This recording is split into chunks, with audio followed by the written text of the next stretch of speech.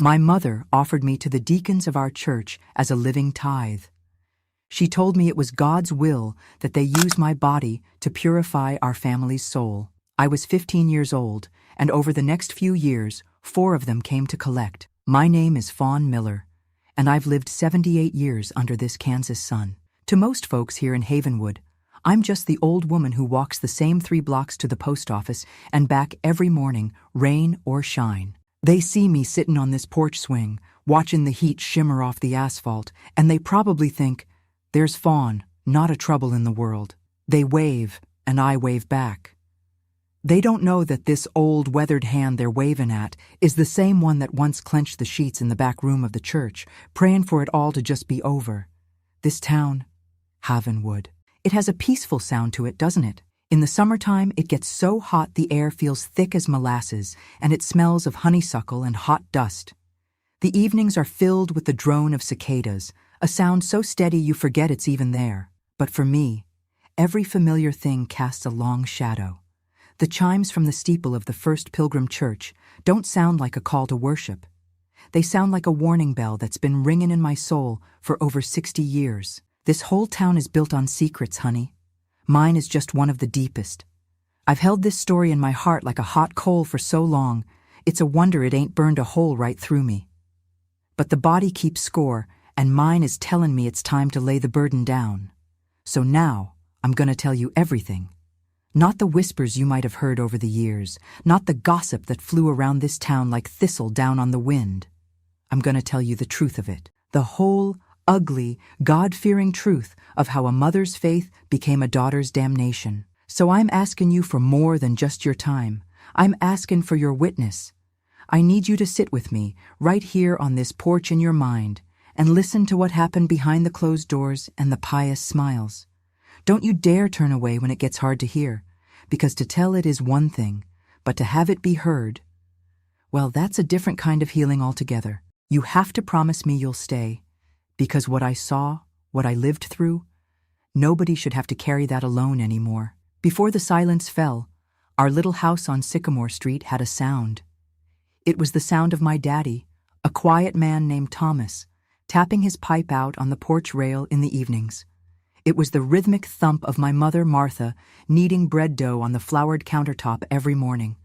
And it was my own laughter, something that used to come as easy as breathing. I must have been, Lord, maybe 13 or 14, right in that sun-drenched patch of time before the shadows got long. That whole summer, or maybe it was the one before, feels like a single, long, golden afternoon in my mind. The world felt solid then, you know? It felt like a floor you could stand on without worrying it was going to give way beneath you. I remember the smell of sun tea brewing in a big glass jar on the porch steps, getting warm and sweet right next to Mama's geraniums. She was so proud of those geraniums. I'd spend hours with her in our little vegetable patch out back, our hands deep in the warm Kansas dirt, pulling up carrots and radishes. She'd hum old hymns while we worked, her voice low and steady. Sometimes, when I'd pull up a crooked carrot, one that looked like a little man with skinny legs, she'd throw her head back and laugh, a real, genuine laugh that reached her eyes. In those moments, her faith felt like a warm blanket, something cozy and safe. She'd say, "The Lord has a sense of humor, Fawn. Look at this funny little thing he made." And I believed her. I believed her faith was about finding God in the crooked carrots and the summer sunshine. Looking back, though, the signs were there. Little seeds of what was to come, planted in that same soil. I just didn't have the eyes to see them for what they were. I remember one Sunday, I had a little smudge of dirt on the cuff of my white church dress. I hadn't even noticed it, but Mama saw it from across the room. She didn't just point it out. She took me by the arm, her grip a little too tight, and marched me back to my room. Her voice wasn't angry, it was strained, frightened. "We have to be perfect for him, Fawn," she whispered, her hands trembling as she scrubbed at the spot with a wet cloth. "Not just clean, perfect. He sees everything."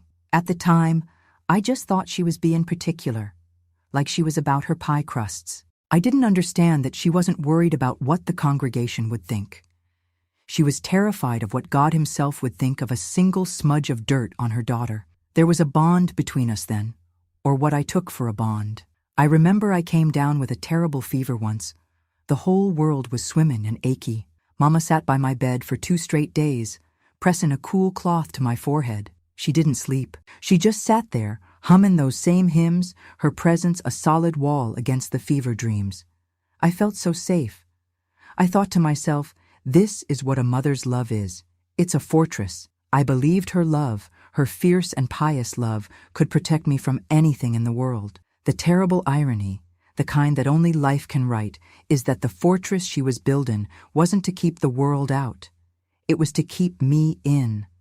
She was the one I would need protecting from. The real shift, the first domino to fall, happened the summer the revival came to Havenwood. A traveling preacher named Reverend Ashworth set up a huge, dusty tent in the field just outside of town. He wasn't like our minister, who spoke of God's love and mercy. This man preached about debt and damnation. He hollered about the spiritual rot that hides in families, in good church-going people. His voice was like thunder, and his eyes burned with a dark fire. I was scared to death of him. But my mother, she was mesmerized. Every night for a week, she dragged me and Daddy to that tent. And every night, I watched her lean forward on the hard wooden bench, her face pale, her eyes fixed on him. She wasn't just listening to his words. She was drinking them like a woman dying of thirst. The last night of the revival, after the preacher had packed his tent and his terrible words and moved on, my mother called me and my father into the parlor. She stood by the fireplace, her hands clasped so tight her knuckles were white. She looked at us, but her gaze was somewhere far away. "Reverend Ashworth opened my eyes," she said, her voice hollow. "This family carries a debt, a stain, and we will begin to repay it. We will make a new covenant with the Lord, one of sacrifice." Daddy, bless his heart, he just nodded slowly, probably thinking she meant we'd give more to the offering plate. But I felt a cold dread creep up my spine. I saw something in her eyes then, a chilling determination that hadn't been there before. It was the first time I realized her faith wasn't a blanket anymore. It was turning into a weapon. And what I didn't know then, what I only learned years and years later from a letter I found tucked in her old Bible, was that Reverend Ashworth hadn't just appeared in Havenwood by chance. My mother had been writing to him for almost a year, begging him to come, convinced his fire and brimstone was the only thing that could save our souls. She didn't just fall under his spell. She had summoned the sorcerer herself. That new covenant my mother spoke of settled over our house like a winter frost in the middle of July. The easy sounds of our home vanished, replaced by a heavy, watchful silence. My daddy's pipe disappeared from the porch rail. Mama told him the smell of tobacco was an indulgence of the flesh. The morning ritual of her baking bread stopped too. Now our mornings were for scripture readings at the kitchen table, her finger tracing the words in our big family Bible as she read aloud about sacrifice and obedience. The joy was systematically bled out of our days, every small pleasure relabeled as a sin. Even the garden, my old sanctuary, became a place of toil, not peace. When I'd laugh at a crooked vegetable now, Mama would look at me with cold disappointment and say, "There is no room for foolishness in a holy life, Fawn." Her words became a maze I couldn't find my way out of. She'd twist scripture into a weapon so sharp I didn't even see it coming. If I said I was tired from the chores, she'd quote a verse about sloth and damnation. If I looked out the window a little too long, she'd talk about the temptations of the world and how a virtuous woman keeps her eyes on the Lord's work. My own thoughts started to feel like crimes. She was so good at it, she could make you believe the sky was green if she said it with enough conviction. I started to doubt my own mind. Maybe I was lazy. Maybe my heart was wicked. She'd frame her harshness as a mother's sacred duty, her voice soft and sorrowful. "This pains my heart, Fawn," she'd say, pulling a splinter from my hand a little too roughly. "But a little pain now is better than an eternity of fire later. I am doing this because I love you more than my own life." And with those words, she made me the villain for even flinching. My father, a man who loved peace more than anything, just folded. He saw the storm in her eyes and retreated into himself, leaving me on the shore alone. The first time I truly understood that I was in danger, that this was something far beyond a mother's strictness, It was over something small, something of mine. My daddy had carved me a little bluebird out of a piece of scrap wood one winter. It wasn't much, just a few inches long with simple whittled wings, but I loved it. It was the only thing in my room that felt truly mine. I kept it on my windowsill. One afternoon, Mama came into my room while I was sweeping. She saw the bird and her face went still. She walked over, picked it up, and held it in her palm. "What is this?" she asked, her voice quiet, which was always worse than when she yelled. I told her Daddy made it for me.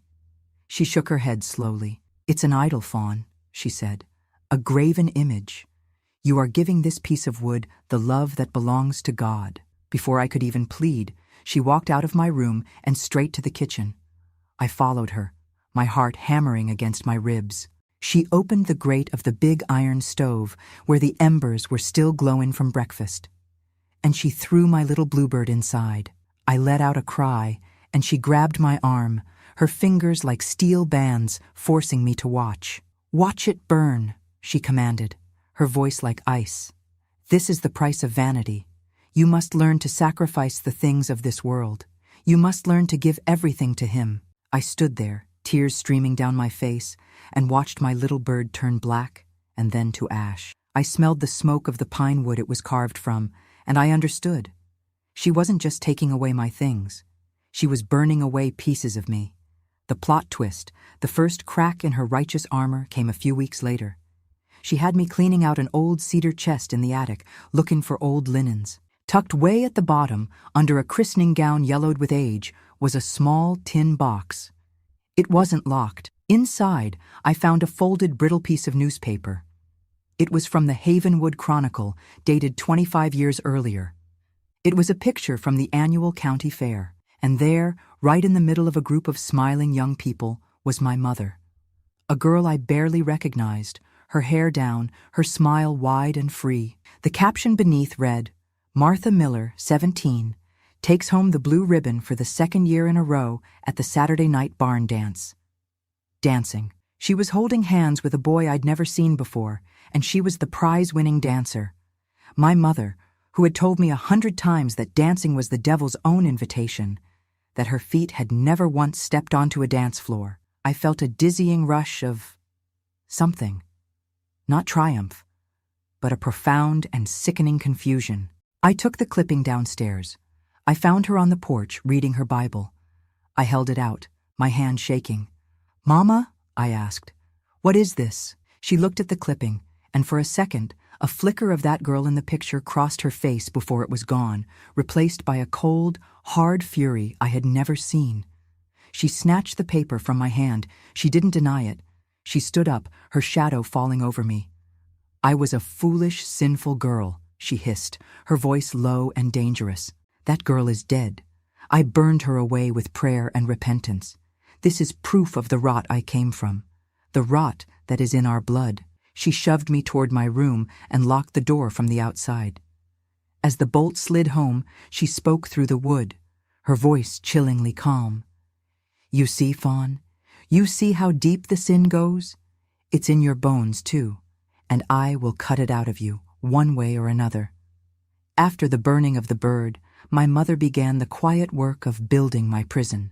It didn't have bars or a locked gate. It was built out of scripture and concern, which is the strongest kind of prison there is. The walls of our little house on Sycamore Street seemed to move inward, closing in on me day by day. My world, which had once been the whole of Havenwood, shrank to the size of our front porch, and then to the 4 walls of my own room. The phone would ring, and I'd hear my mother's soft, polite voice on the other end. She would tell my friend Sarah that I was in a period of deep, personal prayer and couldn't be disturbed. She would tell my Aunt Carol that I was feeling poorly and that the doctor recommended absolute rest. She had a different reason for everyone, each one coated in a layer of loving worry. After a few weeks of this, the phone simply stopped ringing for me. My friends, I reckon, just figured I'd become strange and pious like my mother, and they moved on, as young people do. Letters that I know were sent never made it to my hands. I'd watch the postman come and go, and Mama would always get to the mailbox first, sifting through the envelopes with a serene look on her face. My isolation wasn't an accident. It was a carefully managed campaign. She was methodically, lovingly, cutting every thread that connected me to the outside world, leaving me tethered only to her. My father was no help. He saw the change in me, the light going out of my eyes, but he was caught in her web too. Anytime he'd try to speak up, to suggest maybe she was being too hard on me, she would turn to him with a look of profound sadness. She would tell him that his weak faith was putting my immortal soul in peril, and ask him if he wanted to be the one to answer to God for my damnation. That was always enough to silence him. He'd retreat to his workshop in the back of the garage, and the smell of sawdust would hang in the air, the scent of his surrender. The silence in the house grew louder every day, filled with all the things we weren't allowed to say. Her Bible was the only voice that was allowed, and she was its only interpreter. I tried to fight back, but my attempts were as feeble as a moth beaten against a window pane. I wrote a little note to Sarah, a desperate plea scrawled on a scrap of paper, planning to slip it into her hand at church. I folded it small and tucked it into my sweaty palm, but when the time came, I looked up and saw my mother watching me from the other end of the pew. She wasn't glaring, she was just looking, with a calm, knowing sadness in her eyes, as if she could see the disobedient thought right inside my head. My courage shriveled up to nothing. I couldn't do it. The note stayed in my hand, growing damp and useless. My most desperate attempt came one hot afternoon. I saw our neighbor, Mrs. Gable, just on the other side of the fence that separated our yards, snipping the heads off her wilted roses. It was the closest I'd been to another person who wasn't my mother or father in what felt like a lifetime. I rushed over, my voice a choked whisper, and started to tell her that I needed help, that things were not right in our house. Before I could get a full sentence out, my mother was there, appearing as silently as a shadow. She put her arm around my shoulders, a gesture that must have looked so tender to Mrs. Gable. She smiled that sweet, patient smile of hers and told our neighbor that I'd been suffering from some dark, fanciful thoughts lately. She said the doctor had warned her I might get confused, that I might say things that weren't true. She squeezed my arm, a silent, steely warning. Mrs. Gable's face filled with pity, but it wasn't for my situation. It was for my supposed illness. My own mother had painted me as a liar, as a crazy person, right before my very eyes, and she did it with the gentle voice of a saint. That night, the final nail was hammered into my coffin of solitude. I was supposed to be in my room, but I crept to the landing at the top of the stairs when I heard the phone ring. I heard my mother's voice, honey-sweet and full of sorrow. It was my aunt on the other end of the line. I listened as my mother told her sister-in-law how I was struggling, how I'd been telling such wild, troubling stories, and how they were praying for me constantly. She told her I was fragile, that I needed to be protected from the world and from my own imagination. I listened to my own mother methodically dismantling my sanity, my credibility, my very character, to the one person I thought might have helped me. After she hung up the phone, the silence that followed was the most profound sound I have ever heard. And in that silence, standing in the dark at the top of the stairs, I finally understood. It wasn't just that no one was coming to save me. I understood that if I screamed for help, my mother would be the first one to rush to my side, to hold me and tell everyone how sick I was. She had sealed every door and every window not with nails, but with love. The days after my mother locked me in my room began to blur into one another, each one a copy of the one before. It was a silent, grinding war of attrition, and my own soul was the territory being fought over. The cycle became as predictable as the sunrise. There was the morning tension, where I'd move through the house holding my breath, knowing the slightest mistake, a fork placed wrong on the table, a moment of daydreaming while washing the dishes, would set her off. Then came the explosion, not of yelling, but of her quiet, intense disappointment. She would deliver a long, sorrowful lecture on my sinful nature, her voice full of a twisted kind of love, explaining how my imperfection was a personal wound to her and a betrayal of God. After that was the forced repentance, where I'd have to kneel with her on the hard wooden floor, my knees aching, and ask for forgiveness for a crime I didn't even understand. And then, the worst part, the calm. A tense, fragile quiet, where she would be gentle again, her hand resting on my shoulder, as if none of it had happened, as if we were a normal mother and daughter. That calm was the most dangerous part, because it was a lie, and we both knew it. I was so tired. It was a kind of tired that sleep couldn't fix. It was a weariness deep in my bones. I learned to move through the house like a ghost. I learned to make myself smaller, to speak only when spoken to have no opinions, no desires. Every day after the morning scriptures, I had to scrub the porch floor on my hands and knees. Or was it the kitchen floor first? Lord, some days it felt like I scrubbed every floor in the whole of Havenwood. The order of the chores gets hazy now when I try to recall it, but the ache in my back and the rough feel of the bristles under my fingertips, that part's as clear as yesterday. The memory of a thing ain't always in the details. It's in the way it settled in your bones. The girl I had been, the one who loved the smell of rain and the taste of wild strawberries and the sight of a little wooden bluebird, she began to fade. It was like watching a photograph left out in the sun. First, the colors go, then the edges blur, and soon you can't hardly make out the face at all. I started to forget who she was. When my mother asked me what I wanted for dinner, I'd just say, "Whatever you want, Mama." A preference was a form of worldly pride. When I looked in the mirror, the girl looking back at me had my face, but her eyes were empty. They were just waiting for the next command, the next sermon, the next disappointment. My only purpose was to be a mirror reflecting my mother's piety, an empty, polished vessel for her faith. The war was over. She had won. The most twisted part was how the world saw her. That was the plot twist I had to live with every single day. The image she showed the world was so different from the one I saw behind our closed doors. I remember one Sunday, right after the service, we were standing in the churchyard under the big oak tree. The air was thick with the smell of cut grass and ladies' perfume. Deacon Samuel, a man our town looked up to like he was a saint himself, walked right up to us. He was one of the pillars of the church, a man whose hand everyone wanted to shake. He stopped in front of my mother and smiled a warm, fatherly smile. He told her that her devotion was a beacon in their community. He said that the way she was guiding her daughter, me, through what he called my time of spiritual trouble, with such grace and firmness, was a testament to God's power working through her.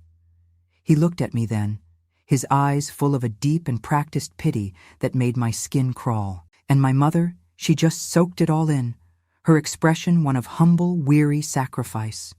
She told him that it was the hardest thing a mother could do, but that she would do anything to ensure my soul was saved. Standing there between them, a silent ghost in a plain dress, I felt the last bit of air leave my lungs. It wasn't just my mother I was up against. It was the whole town. She hadn't just built a prison for me. She had convinced the world it was a sanctuary. She hadn't just won the war. She had the town's most respected men helping her bury the dead. I stopped fighting then. I stopped hoping for a key or a cracked door. I pulled all my words inside me and locked the door behind them. The silence was my only shield, my only piece of ground that she couldn't conquer. I know listening to this is hard. It's a heavy story to carry, but I need to know you're still there, that you have the heart to see it through. Subscribe to this channel if you're willing to hear how that silence was finally, terribly broken, because the quietest moments are often the ones right before the world comes crashing down. In the quiet that followed my surrender, my life became a ritual of small, silent tasks. I was a machine made of flesh and bone, wound up by my mother's will each morning. I'd weed the garden, mend the linens, sweep the floors, all without a single word passing my lips unless I was asked a direct question. The war was over, and in the devastating peace that followed, I had become an occupied territory. I learned that true despair isn't loud like a scream. It's a quiet, hollow space inside you where hope used to live. My days were measured in the rhythmic chop of a knife through vegetables for a soup I wouldn't taste, or the scrape of a chair on the floorboards, or the heavy thud of my mother's Bible being placed on the table for our evening reading. Then one Tuesday, or maybe it was a Wednesday, the days of the week had lost all meaning. A strange thing happened. A crack appeared in the seamless wall of my routine. My mother announced she had been called to an emergency meeting with the church elders. A special charity mission, she explained, something that required her presence for the entire afternoon. This was unusual. She never left me alone for more than an hour at a time. As she prepared to leave, she did something even stranger. She placed a $5 bill on the edge of the kitchen counter, telling me it was in case the bread man came by, though the bread man hadn't come by our house in years. She left through the front door, and I heard the sound of her footsteps fading down the porch steps. For a long while, I didn't move. I just sat at the kitchen table, staring at that $5 bill. The house was utterly silent. No one was watching me. No one was listening. The silence was different this time. It wasn't the loud, menacing silence of my mother's presence. It was an empty silence, a silence full of possibility. My heart, a thing I thought had gone to stone inside my chest, gave a painful, hesitant flutter. I looked at the $5. I glanced toward the back door, which was never, ever left unlocked. I crept over to it and turned the knob. It wasn't latched. A wild, terrifying hope surged through me like a fever. It was a feeling so unfamiliar it almost hurt. Freedom. The word itself was a shock. I could walk out that door. I could take that money and walk into town. I could find someone, anyone, and tell them. My hands started to tremble. This was it. This was my chance. My mother had made a mistake. She had gotten complacent. She had underestimated the tiny spark of life still buried deep inside me. I put on my old, worn shoes, my movements clumsy with a frantic energy I hadn't felt in years. I snatched the bill from the counter, my fingers closing around the worn paper.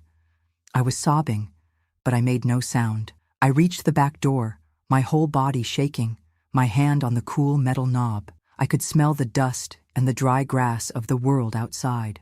I pulled the door open, and my world ended. She was sitting there, on the top step of the back porch, waiting for me. She wasn't looking at the yard. She was looking right at the door, as if she knew the exact moment I would open it. There was no anger on her face, only a profound, bottomless sorrow that was 1,000 times worse than rage. She looked at the $5 bill clutched in my fist, and then back at my face. She shook her head slowly. The wild hope inside me didn't just die.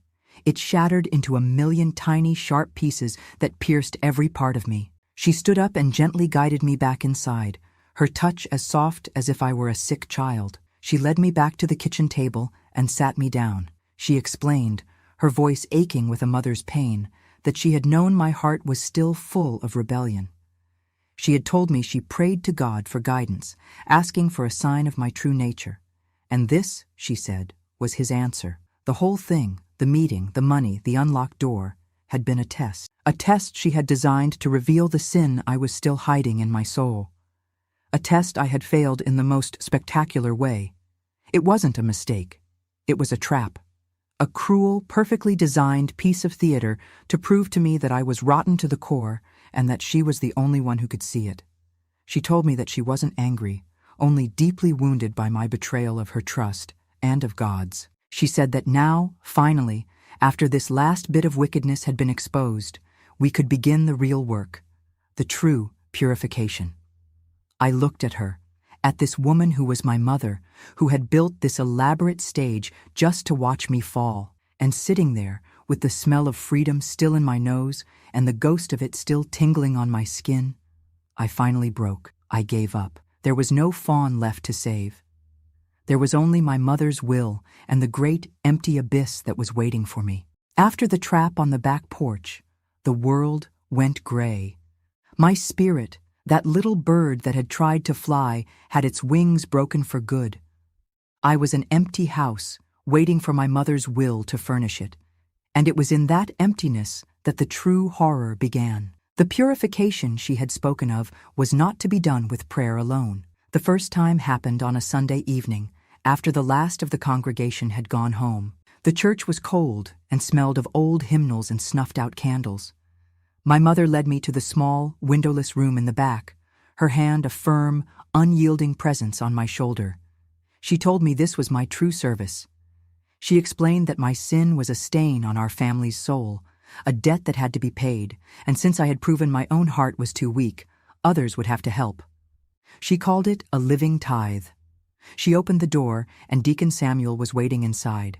Then she closed the door and left me there. I won't speak of the details of what happened in that room, or in the ones that followed with the other 3 deacons over the next few years. There are some things that words can't touch without shattering. I learned to leave my own body. I would float up to the ceiling and watch the frightened girl in the plain dress below, and I would feel nothing at all. It was the only way to survive. In her twisted mind, my mother wasn't sacrificing her daughter. She was saving her family. She had turned my body into an offering plate, and she was the one passing it around. It was her victory that made her careless, believing she had broken me so completely that I was nothing more than a docile, empty shell. She let her guard down.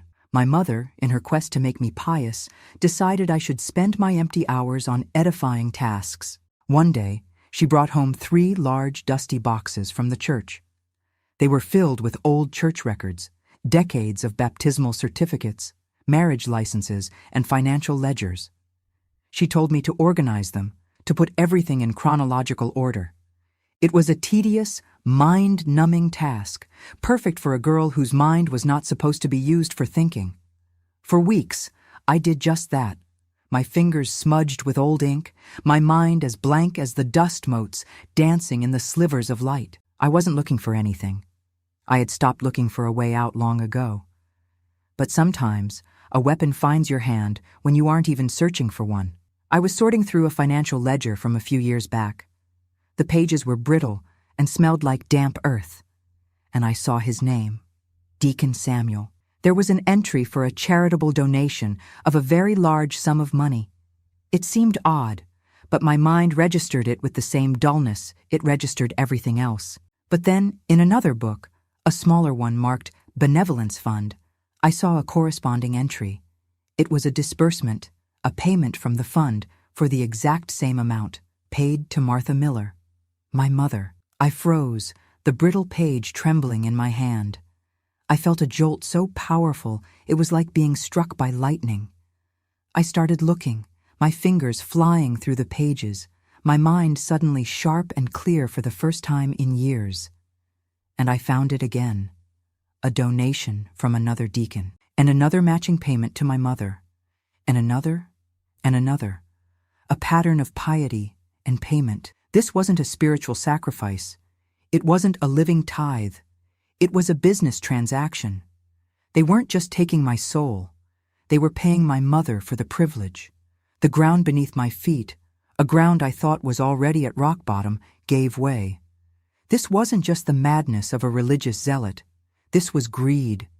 This was sordid and ugly, and most importantly, it was a secret. It was a truth hidden in black ink on a yellowed page. That night, for the first time in what felt like a lifetime, my mind was not empty. It was racing. I had carefully torn that single ledger page from the book and hidden it, tucking it under a loose floorboard beneath my bed. That piece of paper wasn't just proof of a payment. It was a weapon. It was a truth they didn't know I had. But a weapon is useless if you're too scared to lift it. And Lord, I was terrified. To use it meant starting a war I was sure I couldn't win. To keep it hidden meant staying in this hell forever. For the first time in years, I had a choice. And I had no earthly idea what to do. For 3 days and 3 nights, that ledger page burned a hole in the floorboards beneath my bed. It was a secret that kept me awake, my heart hammering a frantic rhythm against the silence of the house. The fear was a living thing, a cold snake coiled in my stomach. But for the first time in years, it wasn't the paralyzing fear of a victim. It was the sharp, clarifying fear of a soldier before a battle. The choice I had to make wasn't between staying and leaving anymore. It was between living and dying. Because I knew, with a certainty that settled deep in my marrow, that to do nothing was a slow kind of death. So I decided to fight, not with fists or screams, but with the one weapon I now had. The truth on that piece of paper. But a weapon needs a hand to wield it, and mine were still tied. I had to find an ally. Not someone powerful. The powerful men in this town were the very monsters I was hiding from. I needed someone invisible, someone who, like me, existed in the margins. My mind settled on Silas, the the church groundskeeper. He was a quiet, weathered man who had worked at the church for as long as I could remember. He was part of the landscape, like the old oak tree in the churchyard. I'd seen the way he looked at the deacons when he thought no one was watching, a flicker of something that wasn't reverence in his eyes. He was my only chance. The next Sunday was my opportunity. In the middle of the long sermon, I put a hand to my head and pretended to feel faint. My mother, ever the attentive caretaker in public, gave me a look of sharp concern and nodded for me to go get some water.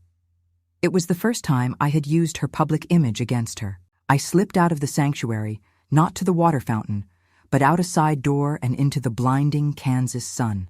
I found Silas behind the church, sharpening the blades of a mower, the screech of metal on stone setting my teeth on edge. He saw me coming, and his face, already wary, tightened. I didn't have time for pleasantries. My voice was a ragged whisper, and the words tumbled out of me, about the back room, about the deacons, about my mother. At first, he wouldn't even look at me. He just kept scraping the blade, his knuckles white. He shook his head, telling me I needed to go back inside, that I was playing with fire, that he was a poor man with a family, and he couldn't get involved in the affairs of men like them. He told me he was sorry for my troubles, but that there was nothing he could do. He didn't believe me. My heart sank. The old fawn, the broken one, would have turned and walked away. But the girl who had slept with a secret weapon under her bed found a strength she didn't know she had. I took a step closer. I told him I wasn't asking him to believe my story. I told him I had proof. I didn't show it to him, but I described it. I told him about the ledgers, the donations, and the corresponding payments to my mother. I told him their names were written down in black and white. His hands stopped moving. The awful scraping sound ceased. He finally looked up at me, and for the first time, he really saw me. He saw the truth in my eyes, and he saw the cold, hard logic of what I was telling him. It wasn't just a girl's word against a deacon's anymore.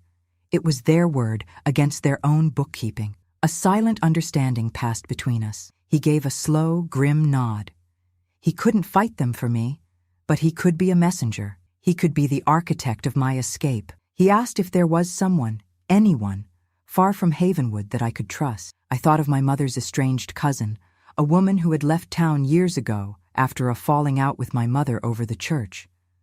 I had an address for her, memorized from an old Christmas card. Just as a sliver of hope began to warm me, he suddenly tensed, his eyes darting over my shoulder toward the church.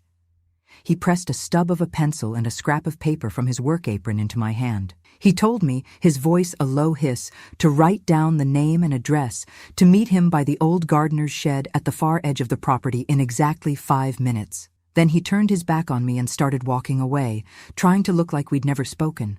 In that same moment, I heard it, the unmistakable sound of the heavy oak side door of the church creaking open. And then my mother's voice, clear as a bell across the churchyard, calling my name. It wasn't a question. It was a summons. The first brick of my freedom had just been laid, and I could already hear the sound of her footsteps coming to tear it all down. My mother's voice calling my name from the church door was the sound of my own heartbeat stopping. For a second, I was frozen in the churchyard, the sun beating down on my head, the scrap of paper with the address clutched in my hand. I shoved it deep into the pocket of my dress and forced my legs to move. I walked toward her, trying to arrange my face into the blank, placid mask she expected. I told her I had felt dizzy and the fresh air had helped. She looked at me, her eyes searching my face for any sign of a lie, any crack in my obedience. I held my breath, feeling the sharp edges of the folded ledger page still hidden in my other pocket, a secret declaration of war. By some miracle, she accepted it, herding me back inside the cool darkness of the church. The whole walk back to the pew, I could feel the note in my pocket like a hot coal, a promise and a threat. The next few hours were a special kind of torment. I managed to slip the note to Silas during a moment of confusion after the service, a brush of hands behind a pillar that no one saw. And then, the waiting began. That was a time of a new and terrible kind of fear. It wasn't the dull, hopeless dread of before. It was a sharp, frantic terror mixed with a dizzying hope. Every time a car slowed down on our street, my heart would leap into my throat. Every knock on the door sent a jolt through my entire body. I was living on a knife's edge, starting at every shadow, examining my mother's face for any sign that she knew, that she suspected. The waiting stretched for days, and in that time, I felt more alone than ever. I had set a stone rolling down a hill, and I had no idea what or who it would crush at the bottom. My mother, for her part, could feel the change in me. I was no longer the perfectly empty vessel. I was hiding something, and her instincts were too sharp not to notice. But her suspicion, in its awful brilliance, fell on the wrong person. It fell on my father. She began to watch him, to interpret his weary silence not as the resignation of a broken man, but as the quiet complicity of a co-conspirator. She decided in the twisted logic of her own mind that he was the one who was hardening my heart against her, that his weakness was feeding my rebellion. And her punishment for him was swift and silent. My daddy, he didn't have much in this world, but he had his work. He was a fine carpenter and did odd jobs for a small construction business owned by one of the deacons. It was his only time away from the oppressive quiet of our house. It was the one place he was still Thomas Miller, and not just Martha Miller's husband. Then one day, he came home early, and the next day, he didn't go to work at all. The deacon, he was told, no longer required his services, just like that.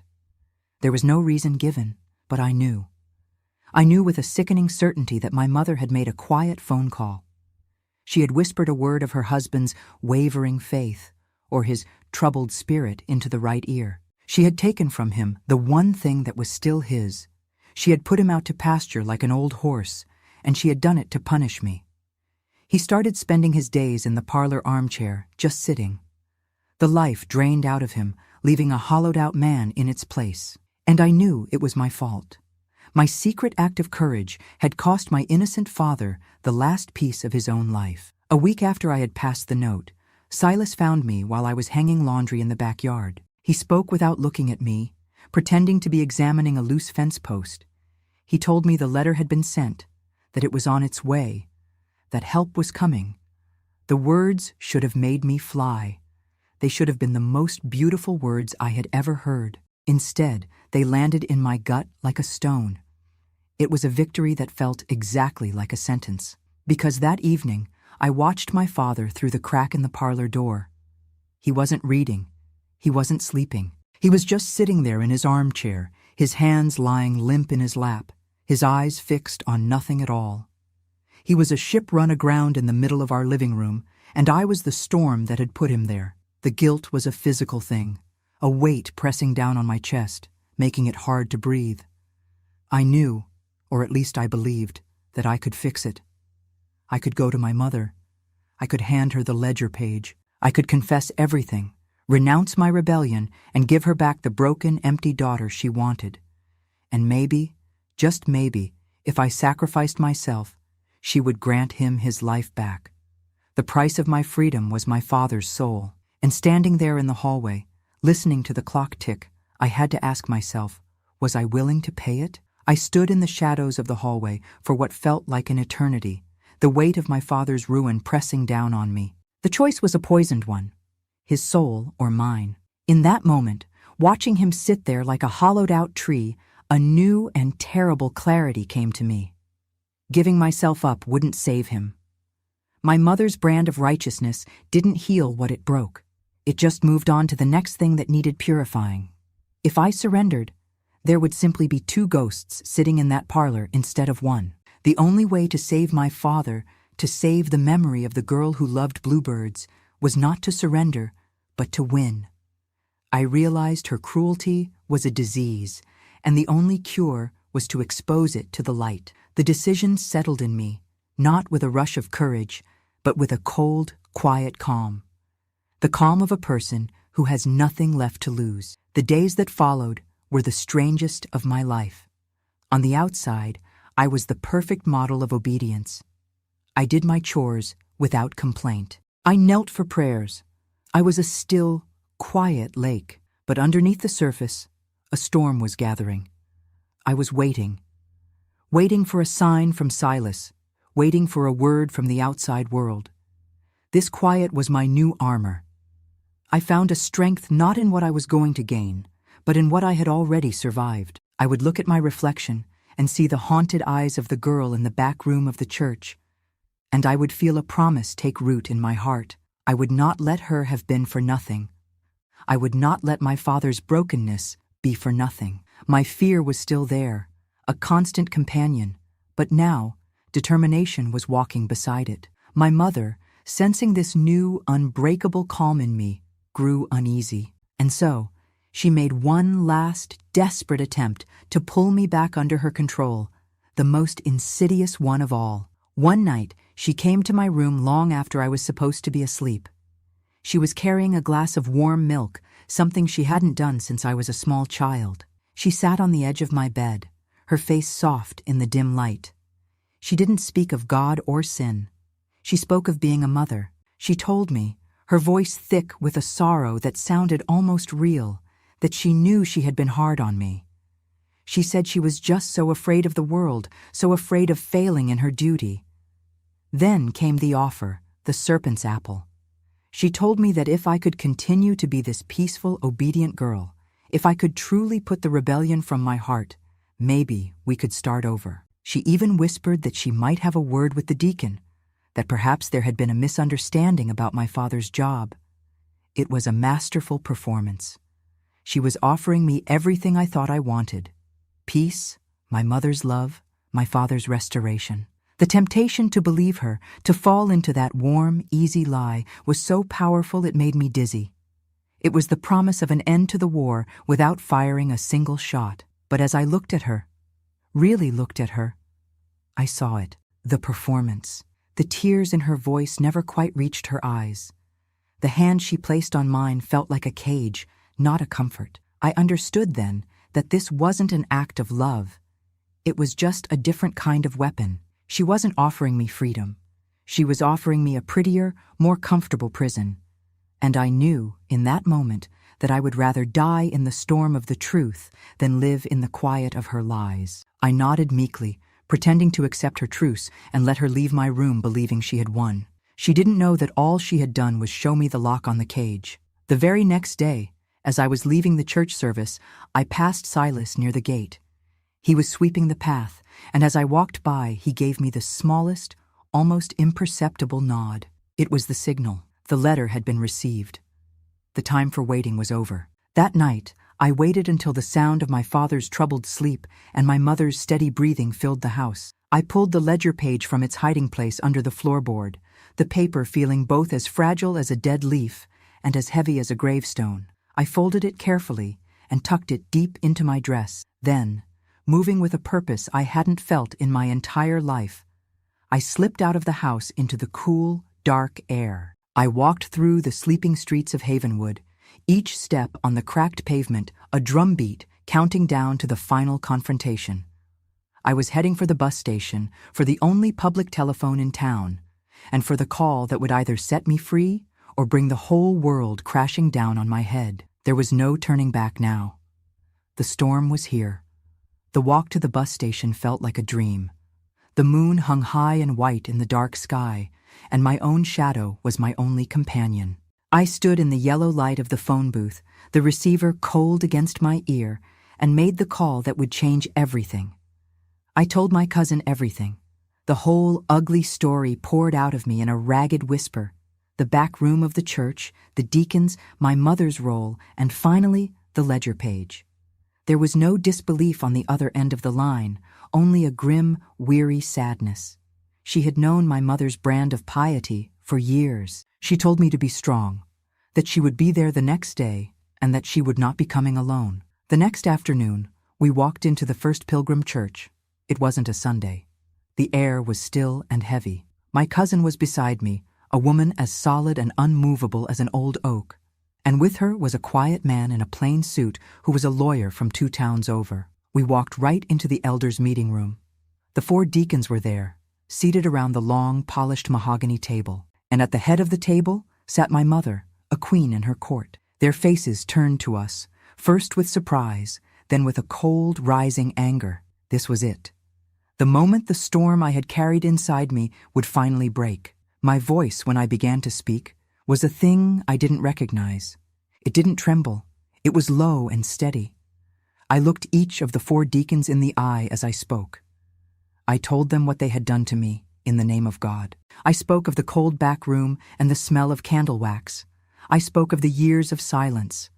I did not cry. I simply laid the facts out on that polished table like stones. When I was finished, a terrible silence filled the room. Then it was broken by my mother. She stood up, her face a perfect mask of heartbroken piety. She told the men, her voice trembling with practiced grief, that this was the sickness she had warned them about, the dark fantasies of a troubled girl. Deacon Samuel nodded grimly, telling the others that my mother had been struggling with my delusions for years, that they had all prayed for me. They were dismissing me, erasing me, right there in front of my own eyes.